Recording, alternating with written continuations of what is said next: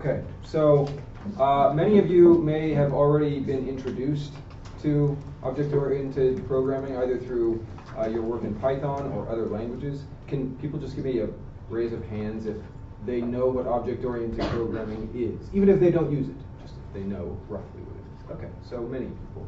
And if you actually employ it in your coding. It's okay if you don't, no judgment here. Okay, fair enough.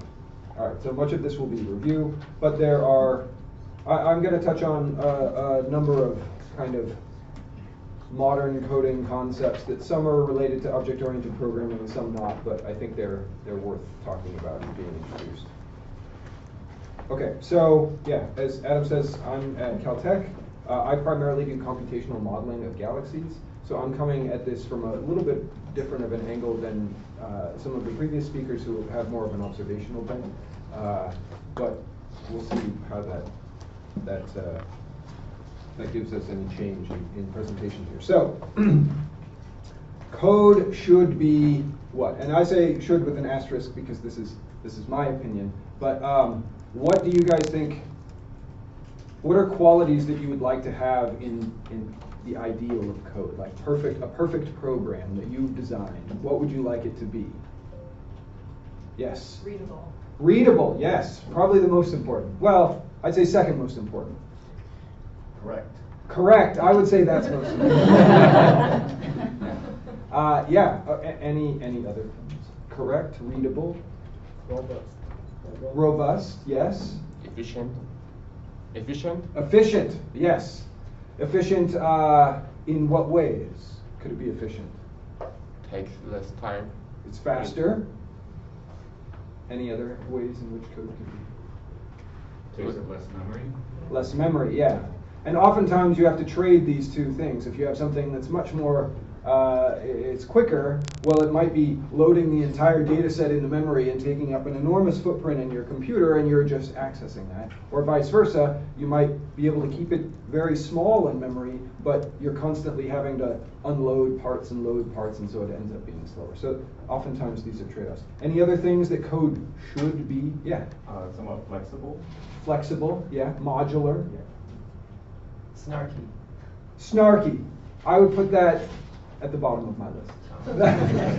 No, that's valuable. So my list that I just put together: correct, efficient, simple, easy to read, concise. Not having a lot of reused code in different places in the code, and accessible.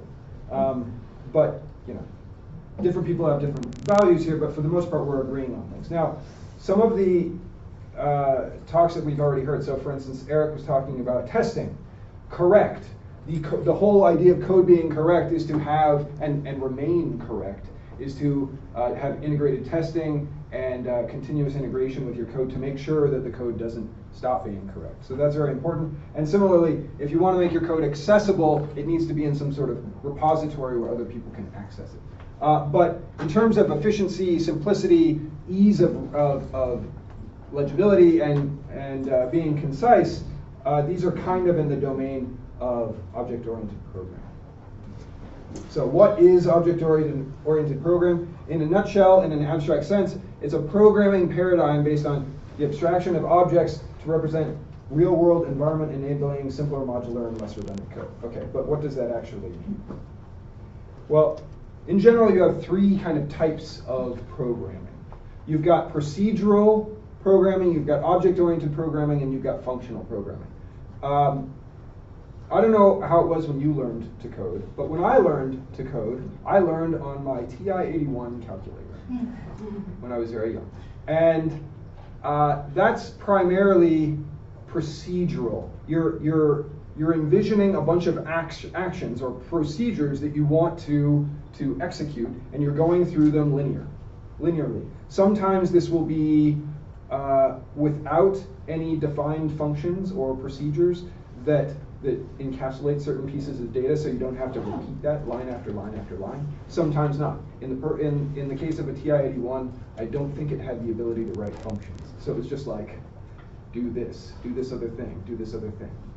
It's very basic, but procedural simply means yeah, you're designing your code from the top down. You're starting at the beginning, you're going to the bottom, and you group your data and the way in which you operate on throughout that program in terms of procedures or functions, which oftentimes you guys will use and have used in the last day in Python. And you identify tasks to process with these different procedures, and many of the early languages like Fortran or C or even BASIC are procedure-driven languages. Then you've got object-oriented languages, which they're not so much top-down in terms of going through event by event by event, but they are trying to group data as objects, as abstract concepts or as physical concepts that are dependent on the problem type that you have, and then hanging a variety of data processing steps on each of these objects and allowing them to interact. So really the key in writing object-oriented code is to identify the relevant objects and classes that you might want to represent for whatever problem you're dealing with, and then going from there. And so a number of more modern languages like C++, Java, and Python are more built in this paradigm and enable this kind of coding to occur easily. And then there's functional programming, which I'm not really going to talk about because it doesn't get used a lot in modern computing. It's more about recursion, and it's functionally equivalent to these other modes, but it can be much more challenging conceptually. And examples of that are listed in the scheme. Yes? So in data science and there's sort of companies that do data science and maths, they seem to be actually using that quite a lot for like MapReduce and it's Haskell, appropriate for a number of particular types of problems.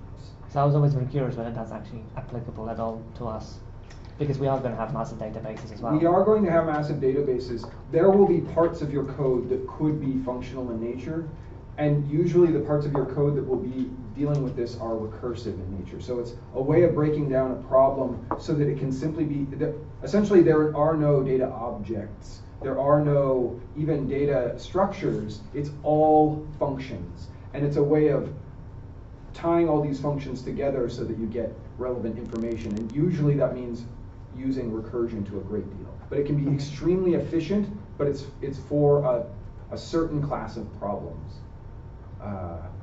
which I'm not talking about today because it's not functional object or functional oriented programming today. But maybe we will do. We are going to talk a little bit about that tomorrow. Oh, awesome. Okay, thank you. Okay. So as I was saying, procedural versus object-oriented. Oftentimes in procedural, you're basing your development choices on actions or procedures that are occurring, whereas in object-oriented, it's more based on the objects that are interacting and allowing your methods and such to hang off of these objects. So as I was saying, traditional procedural program, you have task 1, 2, and 3, and so on and so forth, and maybe you can modularize this into functions that you can then call to save space, but for the most part it's kind of a linear presentation. Whereas, and you define functions, as I said, and then have like a main class that calls these individual functions. In object-oriented programming, you define classes with the class keyword, and then you have attributes and methods that hang off of individual classes. Now, an attribute is simply a variable that's associated with a class instance. And a method is simply a function that's associated with a class instance. And so then you can create different objects of that class, which are essentially just instances of that class. So I think of classes like Platonic, the Platonic ideal of something. So I have an image of a very general table in my mind. And this is an instance of that table. It's an object of that table. But so is this at some level. So is this. So objects are just instances that you might interact with of a general class. Okay, so programming concepts and some of the benefits to using object-oriented structures in your code are things like what I've listed here. Encapsulation, which is also known as data hiding. So that's the idea that the internal structure of your objects isn't really important. How how it operates isn't really important because you can hide the internal implementation and only interact with it through the function or the methods that it gives you to interact with it. So you can your public view of these objects is it's tied to the next concept of a black box. You can treat an object like a table object that you're interacting with. You don't need to understand how its innards work. It'll give you some methods that you can interact with, and just use those. You don't want to go changing things inside of it without using those methods. And those methods are made to make sure that you don't break the inside of it. Similarly, this data abstraction comes with the idea of an application programming interface. You guys have heard of APIs before? So essentially having a well-defined number of methods and attributes associated with different classes of objects, so that when you're interacting with them, you only need to know the API. You could have two totally different implementations of a class, and it doesn't matter as long as they functionally behave the same way, and you interact with them with that fixed API. Another concept associated with object-oriented programming is inheritance. And that's the idea that you can create a broad class, let's say piece of furniture, going back to this table example, piece of furniture, and then you can subclass it and get more and more specific in the way in which you interact with that particular structure. So you might have a superclass that's piece of furniture, and then below that you have table and you have chair as subclasses, and they inherit all of the methods and attributes of their parent class, but then you can specify additional ones in those subclasses. So it allows you to save a lot of code that you would otherwise have to write for each of these, for table, for chair, for chaise lounge, for any piece of furniture that you want, even though all of them are going to have very similar things like height and fabric or something like that. But it allows you to have very modular code.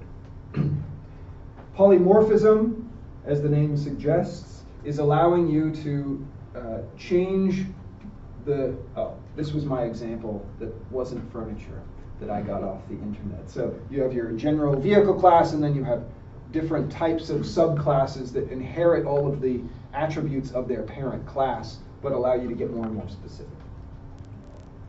Polymorphism allows you to overload functions and overload attributes associated with a given class. So if you have a function associated with a table class that's called reupholster. I'm going really far into the weeds with this analogy. If you have your table class that has an upholster and a sofa class that has an upholster function, they behave in different ways, even though they're both represented as the same thing. So it allows you to overload these sorts of functions. And finally, along with that line, you can have variable scope. The variables that you can employ in your programs can be limited in scope to within an individual class object, or global or local in certain contexts. And really this is being enabled by the whole concept of object and their presentation in programs. So you can have these enclosed namespaces where they don't collide and things don't get confusing. Okay. So now, enough yapping, let's do some coding. And part of the reason I want to do this is because everybody has different ways of coding. And I know you guys have dealt a lot with IPython and Jupyter Notebooks, which is super awesome, but it's not the only way that you can code. The way that I code is a different way. There's 1,000 different ways to code and different kind of workflows that people use. I tend to use a VI editor, and then in one window, and then just sit at the command line and execute the code that I'm generating as I generate. But Did I hear Emacs? I said down with Emacs. Oh, down with Emacs. Yeah, no, I wasn't trying to start a holy war there. So people tend to have very different ways of doing workflows, and I just wanted to demonstrate how I do it in case that's beneficial to you. And similarly, coding, people make lots of mistakes, and I'm sure that I'm going to make a lot of mistakes in coding today, and you will see just how much that happens and how slow it is to sometimes develop code. Whereas it can be, when you see presentations of people's code, it's very easy to think, oh, look, they've got it all figured out. They've got this snippet here and the snippet here, and it's like, no, that's because you take hours beforehand to put the presentation together. So, okay, so let's talk about, let's create a class. What kind of structures should we deal with? What kind of classes should we deal with? What's a good class to deal with? I don't want to deal with that furniture one. That's too far.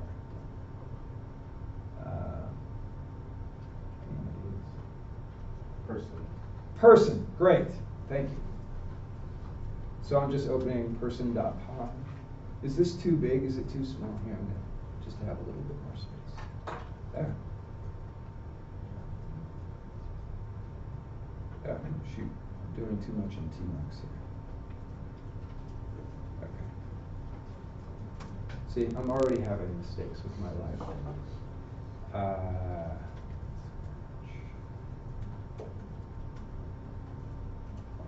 And have you guys used Screen or Tmux before? Are you guys? Has anyone? Raise your hand if you've used Screen or Tmux or know what that is. Okay, that's what I'm using here. It's a way of essentially opening up several different windows. So, for instance, I can make as many little windows in my terminal session as I want, which is nice, instead of having 11 different terminal xterms up on your screen. The other thing that's nice about this is you can set it up on a remote machine. Let's say you have access to a supercomputer or something like that. You can open up one of these, and then when you log off, it still remains running on that system, so you can log in from another system and pick up where you left off. So it's very beneficial. But, okay. So, person. I'm just making person.py. Oh, okay.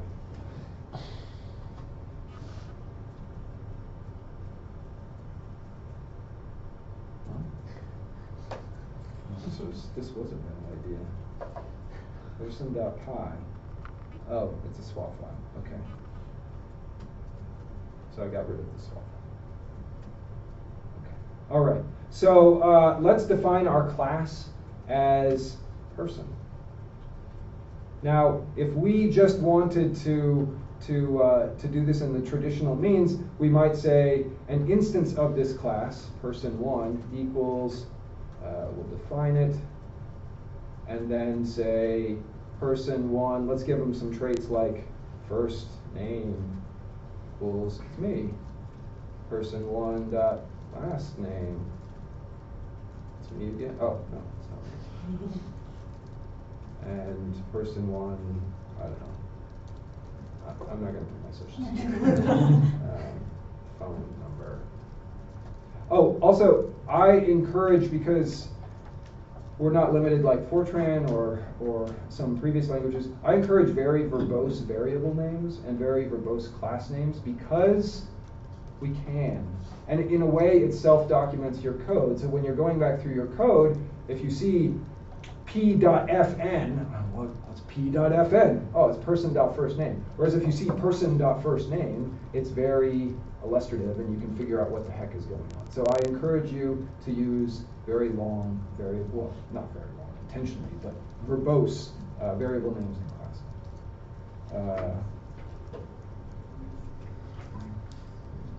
Okay. So now if we wanted to do person2, we have to do the same old business. And this is, it's a lot of typing, right? Who wants to be the person? Oh, it's going to be Adam. Don't worry, I won't list your phone number. I don't know what it is. It's 555 Filk. It's a Seinfeld joke for all you youngsters. So this is obviously not very Not a very good way to go. So let's actually make our class define these attributes, these variables associated with the class when we create it. The way we can do that is with a function called init, with 2 underscores on both sides. Is this all old hat to everybody? Is everybody seeing? Okay, good. Just wanted to make sure I wasn't boring you to tears at 9 in the morning. So you define, and there are certain special functions, special methods that exist within Python for doing this. This is one of them. They're usually denoted with these 2 underscores on both sides of things. So there's init, there's like add, which is what occurs when you try and use the plus operator with 2 things. There's a variety of different things. So as I was saying, methods are just functions that are hanging off of a class, and they're defined within that class. So in the same way that you define a function with the def keyword, you define methods with the def keyword. So we're going to define this initialization function.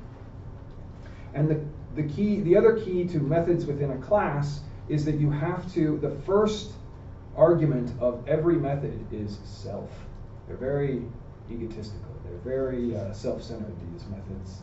And so you have to remember self. So it's essentially a way of saying, hey, the first thing that all of your methods will remember is that the object that is calling them. So the instance of the class that's calling. So in this case, let's make some arguments like first name and last name and phone number. Let's make phone number, though, a keyword. Do you guys know the difference between arguments and keyword arguments? Some of you may not. The difference between, in a function or a method, between an argument and a keyword argument is that an argument is required in order to call that function. Whereas a keyword argument, you give it a default in case it's not actually defined. So in this case, we'll just say, if when we create the person class, we don't know the phone number, as was the case with Adam Miller, then it will default to filling that with none. So now, rather than doing all of this business, we can say person1 equals person. Cameron. Remember, these are required arguments, the first name and the last name, because I didn't provide them with defaults, which you can say the default is just by the keyword and then equals and then whatever you want it to be. And we know mine, so I can either specify it just as that, or I can explicitly say phone number equals. And either way, it's valid. Whereas person 2,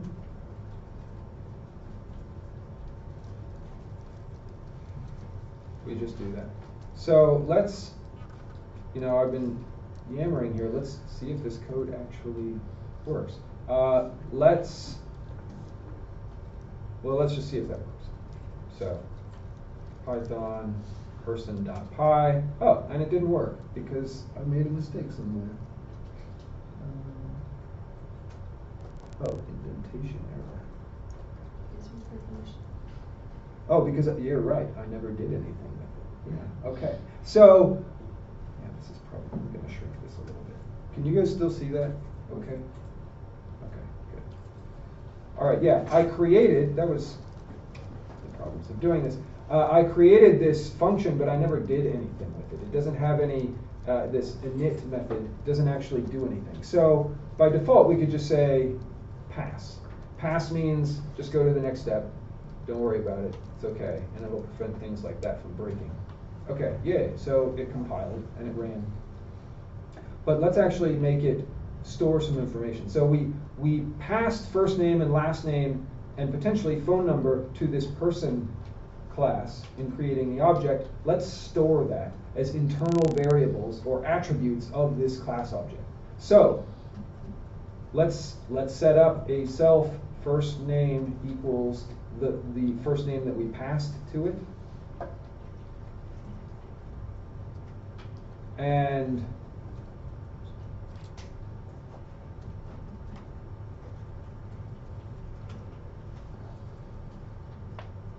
Okay, so now we actually are storing the information that is given to us when we instantiate that particular object.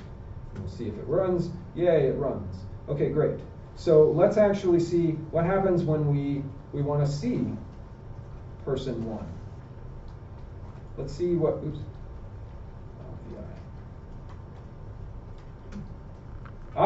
Okay, so when we ran that code, it prints out person 1, and it shows us this business. It's not very instructive, right?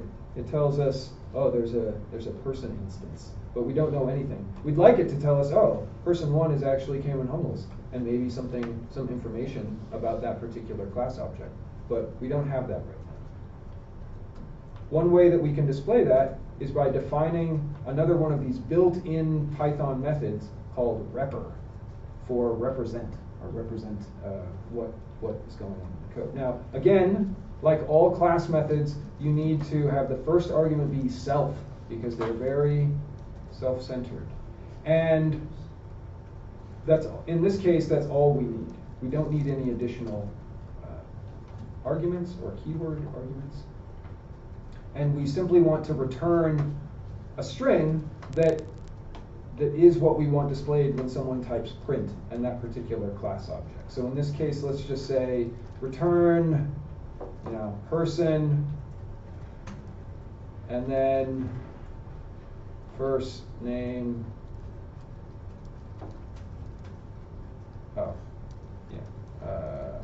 Self.first. Are you guys familiar with this weird format that I'm using for printing? I realize it's not in vogue anymore, but this is how I do it. So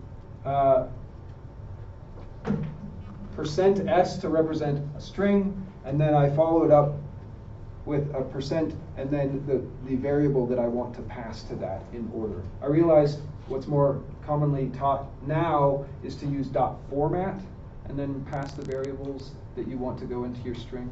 Who uses this wonky method? Raise your hand if you use this wonky. Oh yeah, wonky. And who uses the .format method for printing things? Awesome, very also awesome. So some of you never raised your hands, meaning you never print anything? I've never printed a statement. No, the new one is great. The one in 3.6. Yeah. Wait, what's the one in 3.6? There's a new one in 3.6, which is like a combination of the two, basically. Oh, really? Oh, okay. I started using Python 3 days ago. I've been using Python 2.7 forever, and I'm stuck in my ways. But I'm being forced to move, so I figured I would do all of this in Python 3. In fact, oh, that's right. Okay, now we're in Python 3. Great. We were in Python 2.7. Yeah, and similarly, I learned Mercurial as opposed to Git. Do you guys know anything about Mercurial? It's a different version control software that like a lot of companies use, Facebook uses, but Git won the race. So now I'm being forced to learn Git. So I made my first pull request today instantly. Anyway, old habits die hard. Okay, so now when we run this, remember the whole point of this kind of distraction was to print out person 1 and see if it gives us some kind of relevant information. Do that. Yay! So it returned that person 1's first name is Cameron. Okay, that's all fine and good. I realize this is extremely basic stuff, but not everybody knows this, so we gotta get through this. What else can we do with this functionality? One thing I'd like to point out is the difference between, has anyone heard of camel case versus snake case? Sometimes called underscore case. It's different manner. It's a different manner of representing your variables and class names. So camel case. I'll write on the board. If I can get to the board. Camel case looks kind of like a camel in that you capitalize the first letter. There's no pen. Oh, okay. Don't run. It's okay. where you capitalize the first initial of each of your words. So it looks like the humps of a camel. So camel case is for classes. Is for classes. In general, the convention is to use camel case for your class names. And then for your variables, or for your methods, or for your functions, to use snake case, which is all lowercase, separated by snake case, separated by underscores. And it makes it very easy to identify then when you look at someone else's code, or you look at some code that you generated from a year ago, what the heck is going on, because you'll see these, and that means, oh, I'm dealing with class. And then you'll see this and realize, oh, I'm dealing with a function or a variable. So I just wanted to. I'm going to throw in a quick interjection here, which is that I reject convention as I write code, and instead follow whatever mood I'm in at the moment at the time, which is probably not what you should do. But if you're going through old notebooks that I have written, of which you now have many, you will notice that I do not follow this convention, which I should. So don't use, in that particular instance, don't use examples from my notebooks. Right. And for more kind of conventions, there are, if you look up PEP, is it PEP 8? I think it's PEP 8. If you look up PEP 8 online, it gives you kind of conventions that aren't required in dealing with writing code, but they're conventions that people tend to use. So that is things like, when you're indenting your Python code, use spaces instead of tabs. 4 spaces per indentation as opposed to 5 or 3 or 8. And so these are just conventions that make it so when you're looking at my code or I'm looking at your code, I can make some sense of it, and it's easier than just, kind of the Wild West. And camel case and snake case are included in this PEP 8 in terms of convention. Okay, so now back to our person class. Let's define another method associated with the class, and we'll call it, we'll make it really simple. We'll say def full name, and it's not taking any arguments, it's just taking, again, it's very selfish, it has to take self, and we'll just say return, excuse me, return self.first name and self.last name, so that we can, rather than just print person one, we can say now person one, or print person one dot full name. We're calling that actual method, and when we do that, it executes the full name method, which comes up here. It runs it, and it returns this this string that consists of 2 substrings, one of which is first name, one of which is last name, and it spits that out up there. So we can define as many methods as we want. These are kind of boring, so let's subclass person and use some of the inheritance that's built into classes. So we've dealt so far with person. What's a subclass of a person? Oh yeah, I guess that's kind of. Yeah, age is an attribute that a person would have. But what are all of us? We're all astronomers. We're people, by gum. So let's make a class of astronomers. And remember, I'm using camel case, although for one word it's not that illustrative. Class astronomer, and we're going to subclass person because we want to inherit all of the attributes and methods associated with real people, because we are real people. So what's nice here is that when we do this, all of the code that's associated with person is now passed down to astronomer. So we don't have to redefine these things unless we want to change things. So all I'm doing here is I say, well, again, I'll just do this. think I need a pass. Maybe I don't need a pass. Maybe I can just do this. Let's find out. Will this compile? Aha, it doesn't. So let's just give it a pass.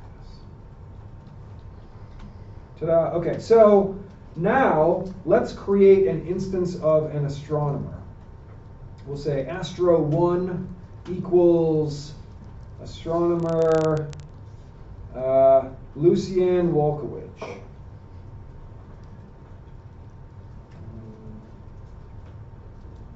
Is that how you spell your name? Good job. Okay, awesome. Print astro1.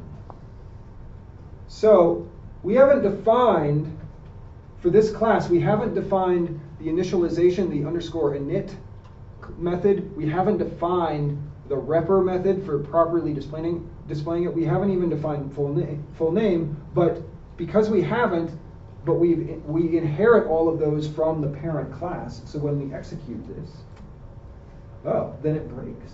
Awesome. What did I do wrong? Parentheses in print. Oh, yeah, see? Python 3. Thank you. Person, yes. So it does it correctly. It inherits all of those methods from the parent class. I have a boring question. Yes. Why did you use repr instead of string, str? There are subtle differences between repr and string. String is, yeah, so for the question, why did I use repr here instead of string? Because there's another built-in Python method called underscore underscore str underscore underscore.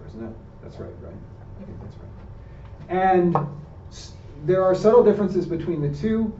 String is supposed to be how you represent the object when you print it, and repr is supposed to be how you represent a unique instance of it. And I realize here displaying person first name is not unique because they could have different last names and different phone numbers, and this is only displaying one quantity as one attribute associated with that class. So in general, I like using repr, but you can do whatever you want. I think if you don't define a repr and a string is there, then it uses string instead, and when you try and print out the object. And I think the reverse is true, but I think it defaults to using string first. Anyway, does that kind of answer your question? Thanks. Yeah. Are there any other? I've been motoring off, talking. Are there any other questions that you guys have until now that you just haven't felt comfortable asking because I was talking so much about snakes and camels?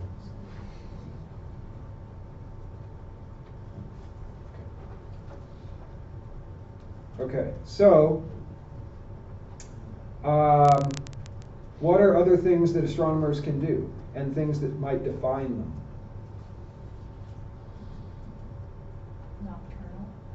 Nocturnal, okay. All right, so we can add different attributes or in class variables associated with being nocturnal or diurnal. So we can say, for instance, we're going to have to modify our initialization function so that it's not simply the one for a person, although people can be nocturnal too. So what's something an astronomer can be, but a typical, a generic person wouldn't necessarily be? Because people can be nocturnal, they just don't usually. I mean, vampires are. Is it published? Published, okay, all right. Number of publications, how about that? Okay, we'll make that a keyword. Well, first let's inherit all of the stuff from above. First name, last name, number, and yeah, number of publications. We'll make that default to 0 because it's hard to publish. And what we can do now to make sure that we actually call the initialization function or method that's associated with person is rather than doing self dot a particular function, we do super because we're calling the superclass or the parent class, a class method that's associated with that. So rather than, yeah, so you see this, rather than doing self, we do super, and it goes, oh, okay, I need to go to my superclass, my parent class, which is person, and then I'll execute their initialization function. So it runs that. So we need to pass to that exactly what it expects, which is to say self, first name, last name, phone number. And so we do that, and then we also want to do something with this number of publications. So we'll set up an internal attribute called number of publications and make it equal to what we just defined it in the initialization function call or method call. I keep saying function. These are internal. When you have a class function, it is a method. Yeah. So. You also misspelled first name in your super. Oh, did I? Yes. Yeah, see. Oh, yeah, first name. Okay. So now we can say astronomer Lucienne Walkowicz, 20,000, 10,000, because she has so many publications.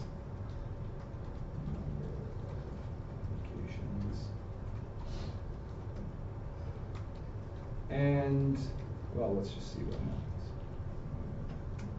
Oh, see, made a mistake.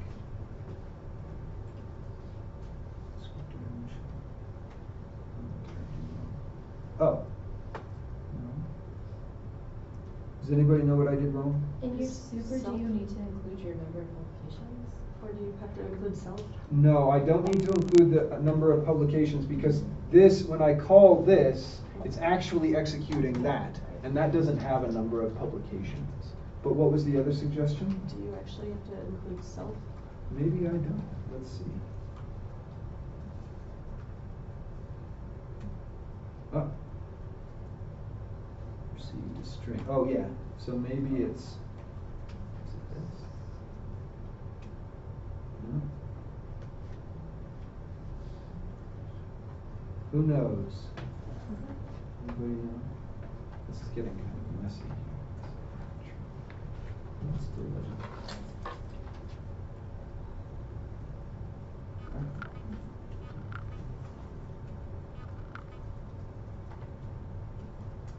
Okay. So when we'll just follow the traceback, which is to say at file person.py line 18, which well line 18 is here. When we tried to actually produce an object of the class astronomer associated with Lucienne, it broke, and it pointed us back a few lines higher to the initialization. Do you need parentheses after super? I don't think so, but maybe I do. So it says you need to pass it this way.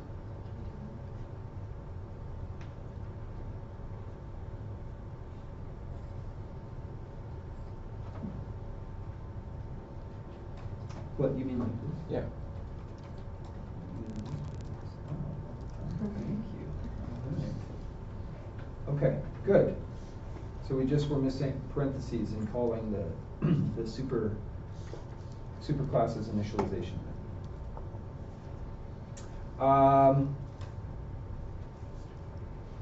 Yeah. So there's a variety of things. These are obviously very simplistic, but we can make additional methods like that will change the state. Right now we haven't actually changed the state of any of these attributes associated with our classes, but we could say, for instance, define publish, if I can spell. And if you publish, we'll just have it publish 1. Oh, and throughout all of this I haven't been including doc strings, so Eric will get mad at me. But we should be including doc strings in each of our function call, our method calls in our classes, and this is where you would do such. And in publish, that will just change self.number of publications. It will add 1 to it. Are you guys familiar with this convention of plus equals? Okay, good. It will add it, so we can make astro1 dot publish. and it will add one to the publications, and then we could print that out.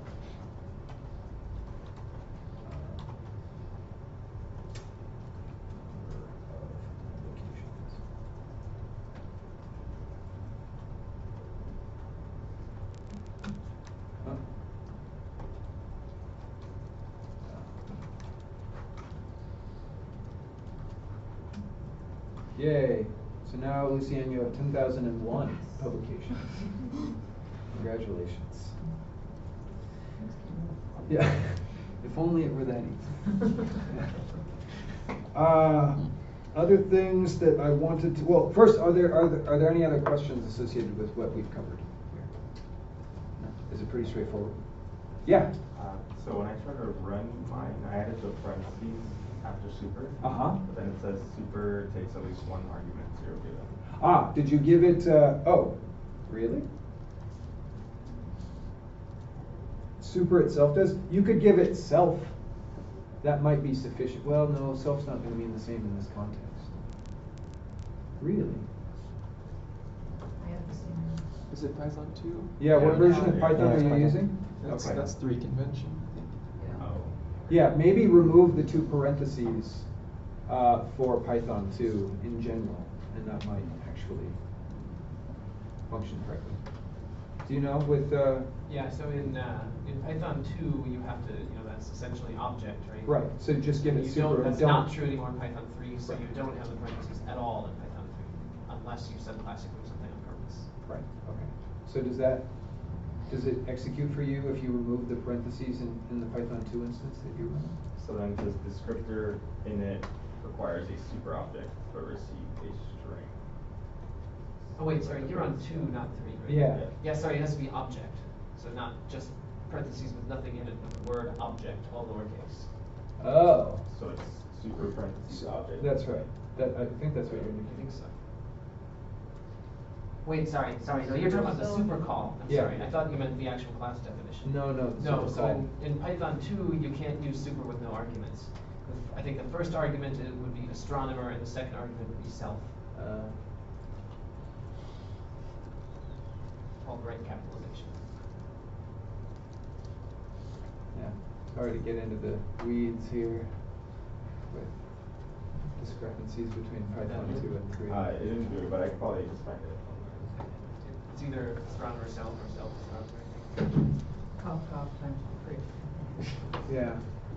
This is actually one of the most annoying things about using Python 2 in superclass or object-oriented programming in Python 2. I'm getting it right there. Yeah. And now that I've upgraded to Python 3, I can't remember how to do anything in Python 2. Okay. One other note, we talked a little bit about encapsulation and keeping the internals of your code off limits to the outside. You can make attributes in your code that, let's say, maybe we don't want people to see the number of publications that an object actually contains. If we add 2 underscores to we add 2 underscores to the beginning of the attribute name. This also works with methods. It essentially makes it private.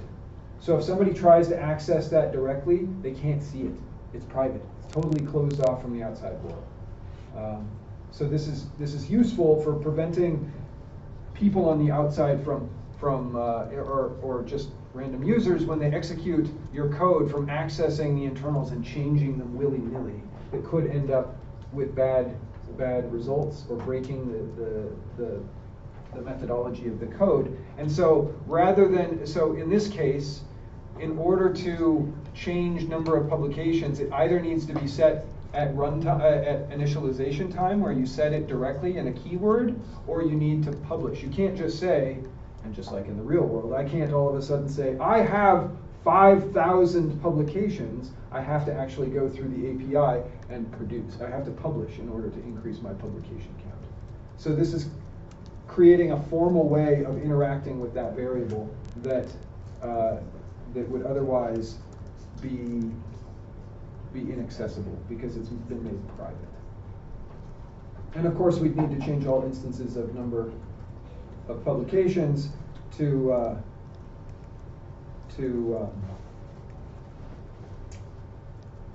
at the end, if I actually want to print number of publications, yeah, Python's going to complain and say, actually, astronomer object has no double underscore number of publications because it's a private attribute. Is that what it's saying? I think it's saying don't have it right in publish. What's that? I think it's wrong in publish. Is it wrong? You didn't add the double underscore in publish. Oh, you're right.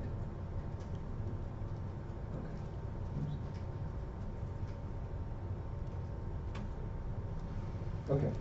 Now it's saying astronomer object has no attribute double underscore number of publications, so you can't modify it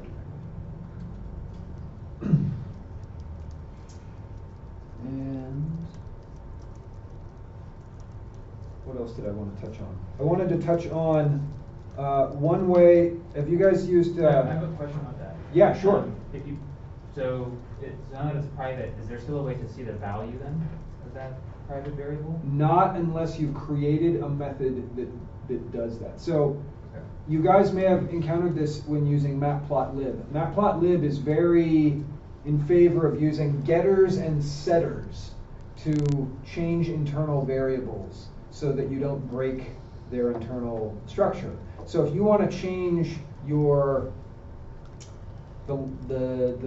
label on your x-axis, formally you need to say set x label whatever. And in order to get access to what the x label value is, you say get x label, and it will return the value that's in the x label.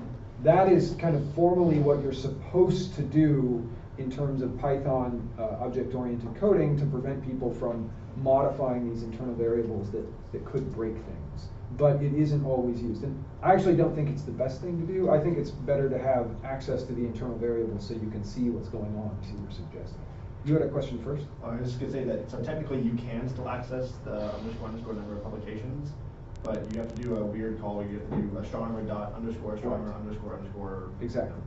So you can still see it, but it's a circuitous route to getting access to it. Could I just add a little bit Sure. about the getters and setters thing? Sure. So, what that usually looks like is two functions, one named like get number of publications, another named set number of publications. But one of the neat things you can do with Python is you can make these things called properties, which basically wrap that getter and setter into a thing where all you have to do is self dot number of publications equals something. And that makes it look like it's attribute access, but you can put a function in between to do things like raise errors if you put the wrong thing. If you put a string in for the number of publications, you could just do that if there's no protection like this. But if you use this property thingy, you can check, oh, was it a number? Then we're okay. Is it a string? No, error. You can't do that. Right. Right. But it's sort of, this provides, again, a convenient upgrade path, because if you don't want to do any of that, you could just use number of publications. And then later on, add the getters and setters once you realize your users are constantly setting strings that they're not supposed to. Setting number of publications equals cow instead of 7 or something like that. I wanted to add something to it. Absolutely. Which is that object-oriented languages like C++, for example, they enforce this idea of public and private attributes, but and this is so that you can set interfaces for your classes, and people that develop with your classes have to follow your rules. But Python doesn't have a strict sense of public and private features. There are no private attributes in Python. And so what people do is they use these signifiers in the variable names to let developers know that this is supposed to be private, but they kind of trust developers to follow to follow your rules. So you have to be a little bit more careful in Python with how you use APIs. Right. So in general, if the convention, again going back to conventions, if there's a single underscore in front of an attribute or a method, it's kind of like you probably don't want to mess with this because it's going to break things. This is meant to be internal. It's not meant to be externally accessed or modified. And if there are two underscores, it's like, I mean business, people. don't do this. But of course, as it's been pointed out, you can access that and you can tweak it a bit, but that's just the convention. So yeah, very good points. Yeah, I think that's basically all I wanted to cover. And my slides will be included later, but essentially the concepts that I wanted people to remember are these ideas of encapsulation and data abstraction, inheritance, this polymorphism, and the scope of variables within Python. And then within a class, remember, a function is a method, a variable is an attribute. This difference between self and super, which is variable depending on whether or not you're using Python 2 or Python 3. But remember, classes are selfish, so they need self at the beginning of all of their methods to refer to the parent or the class that's calling it. Attributes, well, we just discussed whether or not they can be really private or not. Camel case and snake case. I mean, we talked about all of this stuff. Be descriptive in your variable naming. Oh, something that I wanted to definitely point out is go back here. So let's get rid of this class, astronomer class. No, let's not. They're too great. Astronomers. So we've defined. This is really getting messy. I'm just going to get rid of that. Okay, we've defined these two classes, and maybe we defined a function called blah that does some business. So we have these, and you might want to actually access these and not run the code at the bottom. But but in order to do this, we need to set up different parts. So you have your classes that have been defined, and for the main part of your program, if you actually want to run this at the command line, you want to set up a little conditional statement that is if name equals main. And essentially what that does is it only runs this code if you're actually executing this Python script as a script. Otherwise, you can import these classes or our wonderful blah function. You can import those from this and not worry about running this business at the end. So this is important to include if you're running something as a standalone piece of code at the command line. So if we go to here and I run, this is person. Oh no, I broke it. Well, what did I break? Who knows? Anyway, it. I think it went back in Python 2 probably. No, because I left the parentheses associated with it. Oh, that's what it is. I took out the so. No, it isn't. I don't know what I did wrong. Anyway, show's over. There are mistakes in the code, and the whole point of this is that when you're dealing with kind of separating out classes and functions that are defined in your code from the main part, if you're running it as a script, include this if name equals main to separate those two components. And I think those are all the points that I really wanted to make. Any questions about stuff? Okay. And just to introduce, in 30 minutes after our break, the notebook that I generated for you guys to work on. At the end, there are some pretty challenging problems. It's not just a matter of fill in this, fill in that. It's like thinking about how to actually implement this stuff. Essentially, you're implementing a semi-analytic model for galaxy evolution. I mean, it's a toy model, but you can make it as sophisticated as you want. And at the end, you're effectively doing an n-body integrator, which is cool, and you can do it, but it'll take some thought. I didn't just give you, fill in this variable name. You actually have to think about how to actually go about implementing it. But it's doable. I did it. It took a while, but it works. So you can look in the solutions for how to do all that stuff if you're really, really stuck. But I think it'll be instructive. So. I have one quick question. Yeah. Would you mind going back to your code? Yeah. Can you, and we will talk about this more later, I don't know if it's later today, later during the session. But so under publish, you put those triple quotes. Can you maybe just say a few words about docstrings? Oh, sure. Introduce the concept? Sure. Eric's going to talk about this extensively later, but the whole idea of docstrings is to be actively commenting your code so that it will be documented for other people. There are a number of automatic codes that can read your docstrings from your code base and generate docs automatically, like Sphinx.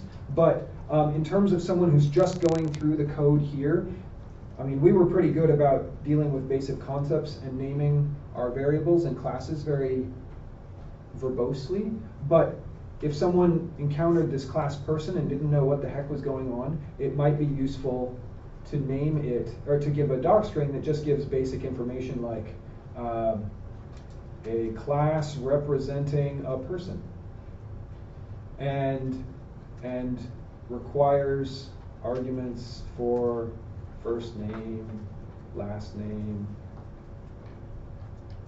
and optionally phone number.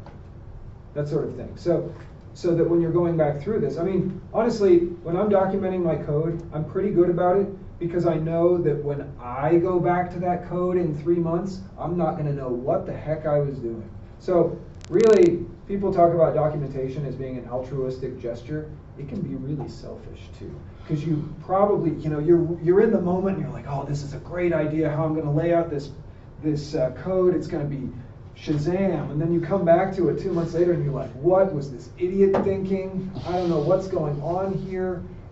But if you've included some comments or docstrings in your code at the beginning of class definitions and at the beginning of function or method definitions, it just provides a little bit of context about what you were doing. You could go into the algorithm that you're using. You could just kind of define what the concepts are. It helps dramatically in trying to figure out what's going on when you come back to it in 6 months when your advisor's like, hey, I need that plot that you generated for that thing with the exoplanets. And you're like, I've got the script, but I don't know what's going on because something changed, and this helps a lot from that. So I highly encourage you to be documenting as you go through your code. But again, Eric's going to give a very verbose discussion of that tomorrow. Is it tomorrow? This afternoon. Oh, it's today. Today, great.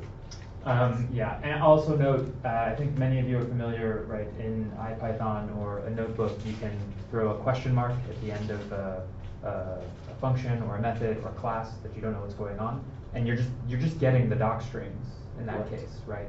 So if you're doing development of your own in a notebook, putting in those doc strings again is useful because you don't necessarily need to go open the file, right? So the question mark on there. And double question mark actually brings up the source. Is that right?